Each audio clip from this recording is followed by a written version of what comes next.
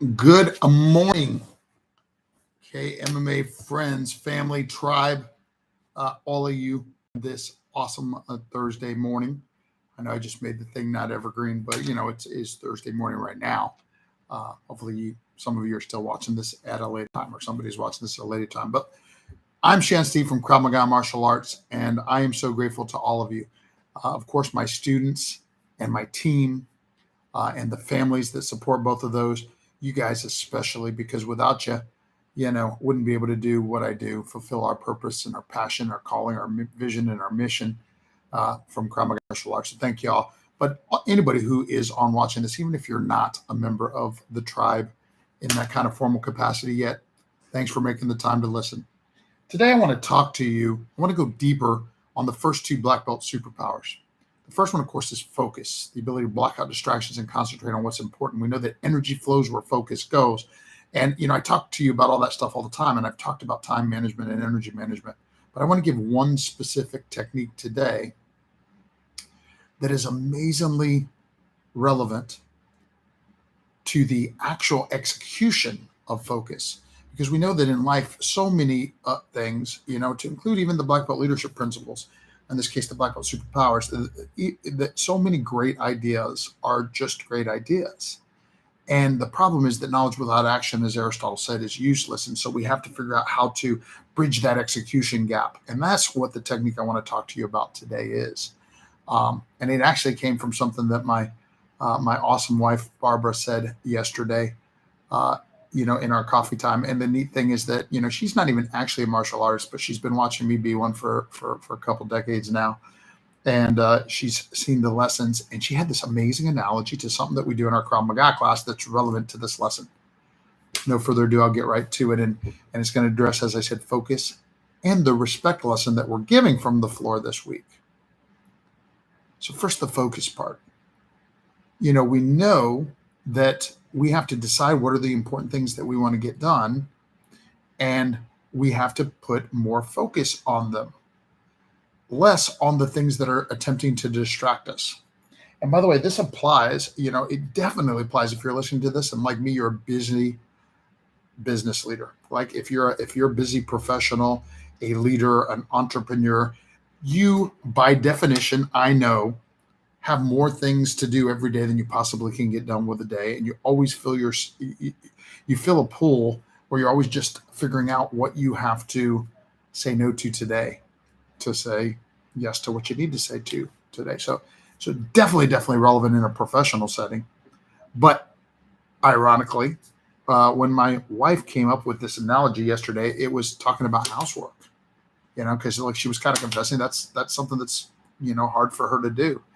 And, that doesn't come naturally. And she said, you know what it is? She said, and I hope she doesn't mind I'm sharing all this in so much transparency. I don't think she will, because she pretty much knows if we're talking about something, it's probably going to end up being a lesson that I share with my tribe. But she said, the problem is, she goes, I was watching Miss Ruth the time we cleaned out the storage. And she said, what she's good at is she takes the thing from to the other place, but then she goes back to the original place. She said, it's just like what you do in that drill in class where they're banging on the pad and then they're getting attacked by all kinds of different attacks and they deal with the attack and now they're right back to the pad. And you always say, back to the pad, back to the pad. The focus has to be back to the pad. And in her quiet brilliance, she said, it's just like that with cleaning the house or anything else.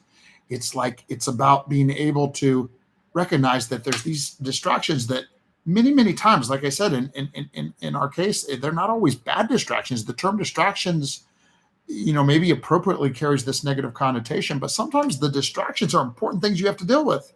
In that drill, you're getting attacked by somebody else that's either choking you or attacking you with a stick or a knife or a gun, like doing something that you have to deal with. And then you're back to this other, it's almost like a multiple attacker scenario. But the most relevant piece for this lesson is that you come back to the thing that you're trying to focus on. You deal with the distraction as quickly as possible and you come back to the thing you're trying to focus on. And she was talking about how she needs to apply that to, the time blocking that she does to keep up the house, because she says so many times this or that will distract me from it.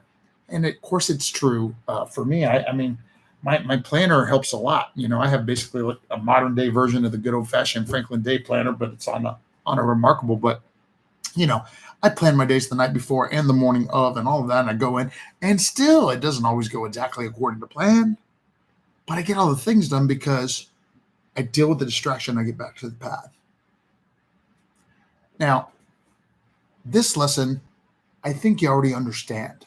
And I think that hopefully, it is my desire that you heard it in such a way that you know in what way it applies to you, like where you will apply that knowledge. Like, where do I need to keep getting back to the pad? What is the thing that I say I want? Yesterday, I talked about, cognitive dissonance and not doing the behaviors that support what we say we want. Well, in this case, you know what you want. And the secret is deal with the other thing and then back to the pad. But you may wonder, well, what does that have to do with respect? Well, the revelation that I had this morning was that our second black belt superpower, respect, I actually have the instructors from the floor saying there are two kinds of respect that we teach at Krav Maga Martial Arts: respect for self and respect for others. And the respect for others is relatively easy. For example, we teach you the 7 words of respect: yes sir, no sir, yes ma'am, no ma'am, please, thank you, you're welcome. But then the instructor says, but respect for self is sometimes the most difficult and yet the most important of all. Sometimes we speak to ourselves in ways that we wouldn't to somebody else. And, the particular lesson they're given from the floor builds up to them going, what are the last 3 words of our black belt creed? And the students say, yes, I can. And the instructor says, you have to remember that the next time that voice in your head is telling you that you can't. And of course, that's a phenomenal lesson. But the way that it applies to this lesson is this: that little voice in your head will become more positive or more negative based on how many times you get back to the pad. What am I saying? What I'm saying is we gain or lose respect for ourselves based on how well we follow the directions we give ourselves. How many times have you said, this is the important thing, this is my goal, but then not done it?